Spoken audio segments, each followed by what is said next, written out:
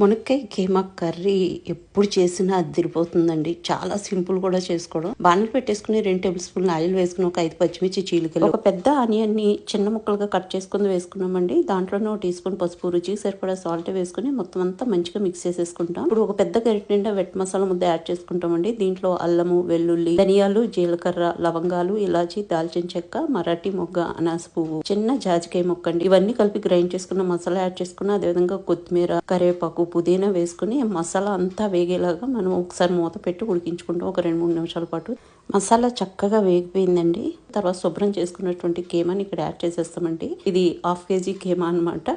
ఇంక ఇది యాడ్ చేసుకున్న తర్వాత ఒక 1.5 టేబుల్ స్పూన్ కారం వేసేసుకుంటాము. వేసుకుని మునక్కాయలు కూడా ఇక్కడ వేసేసుకుంటాము. ఇక్కడ నేను 3 మునక్కాయలు వాడుతున్నానండి, మీడియం సైజ్వి. వేసుకున్న తర్వాత మొత్తం మిక్స్ చేసేసుకుని 1/2 గ్లాస్ వాటర్ వేసుకుని మళ్ళీ ఇంకొంచెం కొత్తిమీర, పుదీనా యాడ్ చేసేసుకుని మొత్తం మిక్స్ చేసుకుని మూత పెట్టేసి ఆయిల్ సెపరేట్ అయ్యే వరకు ఉడికించుకుంటామండి. మనం వేసిన వాటర్ అంతా ఎగిరిపోతుంది. ఇంకా మనకి మునక్కాయ కీమా 15 నిమిషాల్లో రెడీ అయిపోతుందండి. ఎంత బాగుంటుందో నేను చెప్పలేను.